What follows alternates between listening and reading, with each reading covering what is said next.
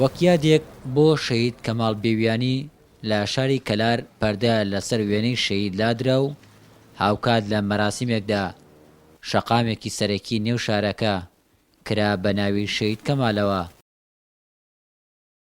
بەڕاستی جێگەی شانازیە کە ئەمڕۆ لە حزوری ڕوحی پاکی شەهیدێکی فەرماندە، شەهیدێکی قارەمانی ئەم دەڤەرە وەستاوین. ڕەنگە ئەمە شتێکی بچووک بێ لە ئاست ئەو قوربانیدان و لە ئاست ئەو گەورەیەی ئەو شەهیدە و لە ئاست گەورەیی و خەبات و تێکۆشانی ئەو بنەماڵە بەڕێزە کە لە مێژووی خەباتی گەلەکەمانە بنەماڵەیەکن خاوەنی چەندین شەهیدن، خاوەندی چەندین پێشمەرگەی قارەمان بوونە، خاوەنی تێکۆشان و خەباتێک بوونە لە هەردوو شۆڕشەکەیە ڕۆڵیان دیار بووە. جێگای شانازیە ئێمڕۆ ئێمە خاوەنی حکوومەت و خاوەنی دەسەڵاتێکین کە بتوانین ڕێز لە گیانی شەهیدەکانمان بنێن بەوەی کە بتوانین پاداشتێکی کەم لە ئاستی ئەو قوربانیە گەورەیان بدەینە.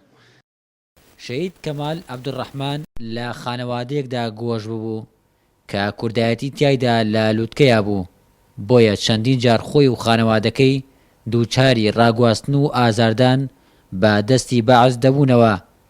بەڵام دوای 26 ساڵ لە شەهیدبوونی هێشتا خانەوادە و کوڕی شەهید کەمال بەردەوامن لەسەر ڕێبازەکەی یەکێتی نیشتیمانی کوردستان و بە شانازیەوە باس لە شەهیدبوونی شەهید کەمال دەکەن. لێرەدا پێویست دەزانین دەستخۆشی لە بەرەزانی داری گەرمیان، شارەوانی گەرمیان، سەرۆکایەتی شارەوانی کەلار، قامی قەزای کەلار و یەک بەیەکی ئەو هەواڵانە بکەین کە هاوکارمان بوون لە بەناوکردنی ئەم شەقامەدا بە ناوی شەهید کەماڵ و ماندووبوون و سوپاسیانەکەین و ئامادەبوونی ئێوەی بەڕێز لە وەها مەراسیمێکدا نیشانەی ئەمەکداریتانە بەرامبەر بە خوێنی شەیدان و سوپاس بۆ هێزەکانی ناوخۆ کە ماندوونە ناسانە هاوکارمان بوون.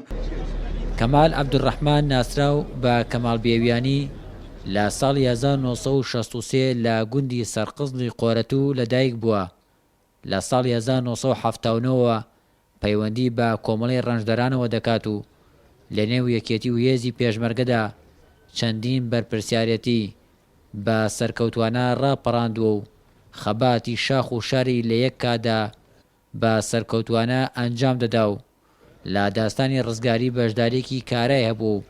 دوا پلەی ببووە فەرماندەی فەوج لە سنووری کەلار کفری هۆمەربل، بەڵام لە 11 شەشی 1994 لە ملەی سەرتەکی بەمۆ شەهید بوو.